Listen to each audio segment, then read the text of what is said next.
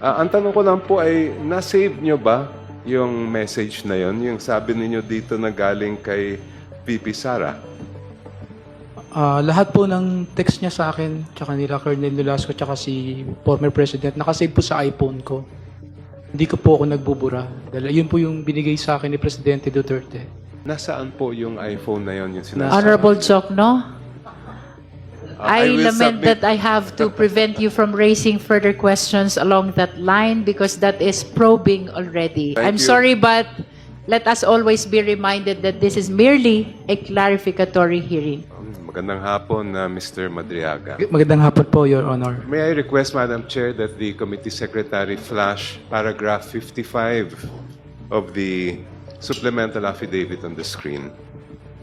Kindly flash paragraph 55 of the supplemental affidavit.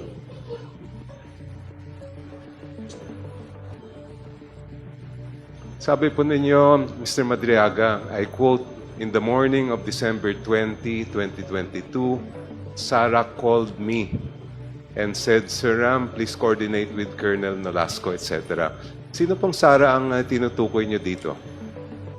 Si Vice President Sara Duterte po, Your Honor. Ngayon, saan ka tinawagan? Sa landline ba yan o sa cellphone? Sa cellphone ko po, yung designated na cellphone ba ginagamit namin. Yung cellphone na yon, yun ba ay prepaid o postpaid? Prepaid po yung bigay po ni Presidente sa akin. Honorable Jokno, please refrain in raising probing questions. Well, may I just explain why I'm asking these questions, Yes, Madam Chair? but nonetheless, kindly Oh, yes. confine our question to the contents of the affidavit. For the committee to fulfill its duty of determining whether Mr. Madriaga is telling the truth or not in his affidavit, it would be good if we could have some independent corroboration of his statement. For example, if a witness were to say, tinawagan ako, at may papakita niya halimbawa yung kanyang cellphone na na-save niya noon na meron talagang pumasok na call, then we can reasonably say, nagsasabi yan ng katotohanan. Or if, for example, the cellphone records will attest, kung let's say postpaid ang kanyang account na talagang may tumawag sa kanya ng ganitong araw, again, we will be able to fulfill our duty and say, talagang nagsasabi ito ng katotohanan. At the same time, we can also, through the cell phone records, assuming, let's say, it's a postpaid, even identify kung nasaan lugar siya noong certain day and time. So that's why I'm asking these questions, simply for us to be able to fulfill our duty Honorable of assessing Jokno. the truth. But I do have just a few more questions, if I may, Madam Chair. Of course, Yes, please. if it is probing, I will submit to the discretion of the court of the Honorable Chair. Nabanggit nyo rin sa paragraph 55 na meron kayong natanggap na text message. Ang tanong ko lang po ay, na-save nyo ba yung message na yon? Yung sabi ninyo dito na galing kay VP Sara? Lahat po ng text niya sa akin, tsaka nila Colonel Nolasco, tsaka si former President, nakasave po sa iPhone ko. Hindi ko po ako nagbubura. Dahil yun po yung binigay sa akin ni Presidente Duterte. Last question, Madam Chair, if I may.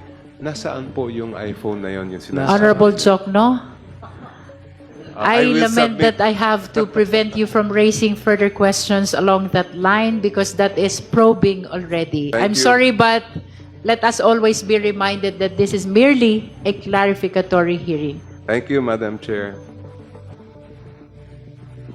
Are you finished, Honorable Jokno? Yes, Chair.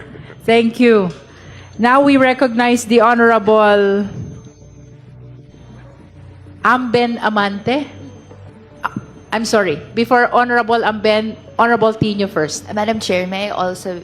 Yes, I will list you down. Thank you, Chair. Madam Chair, am I recognized? You may proceed, Honorable Tino. Thank you, Madam Chair. Well, Madam Chair, una, follow-up lang dun sa ni-raise ni Congressman Jokno. Mr. Madriaga says na meron siyang cellphone at nandun yung mga text message.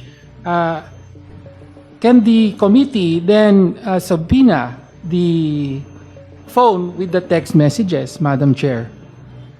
Anyway, mentioned siya sa affidavit, and I think we should have access to such messages to verify the affidavit.